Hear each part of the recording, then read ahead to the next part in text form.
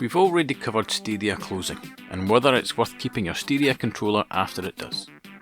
Stadia closes in just a couple of days, and while it looked like Google were happy to let the service go out with nothing more than a whimper, they've thrown in a couple of surprises. First of all, they've released a game that they developed in-house. Worm Game was created as a proof of concept for the development team at Google.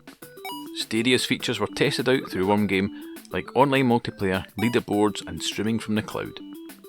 A game we the public were never meant to see is, if only briefly, the last hurrah of the whole service. So what is it? It's essentially a clone of games like Snake or Nibbler. You control a worm that grows every time it eats a piece of fruit. Each type of fruit grows you a different amount of worm segments. Avoid contact with solid walls, as this will kill you and give you a game over message. There are also walls that are less solid, and you can use your limited number of health points to bash through these. But hitting one of these segments without any health points also results in death. There's a few game modes: campaign mode where you play through each level to unlock them, arcade where you can revisit unlocked levels, multiplayer and a level creator mode. Playing the game itself is just as you might expect from a Snake clone. You can adjust the speed of the worm, which is framed as difficulty in the options. I had a few issues with lag, which is a real problem when trying to make intricate turns in a narrow maze with an enormous worm. A number of times the clicks on the D-pad simply failed to respond, or responded too late. I hadn't noticed this in previous games I'd played in Stadia, but perhaps it was less obvious as a majority of them were controlled with the analog sticks.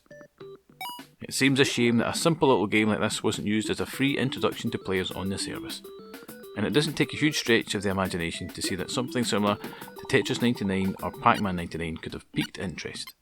I enjoyed even the simple aspect of climbing the leaderboards from the paltry number of remaining Stadia players. While this is hardly world changing, it does invite the question: could Google have made a better stab at making or inviting developers of unique games like this to get players outside of the hardcore demographic interested? We'll never know now, as Stadia closes forever on the 18th of January. The second piece of Stadia news is that Google have done the unthinkable and are going to unlock the Bluetooth capabilities of their controller. In our last video, I talked about the controller and if it was worth hanging on to. A lot of that hinged on whether you were willing to play tethered by the USB cable, but now it looks that at least some of the platforms will be able to hook up wirelessly.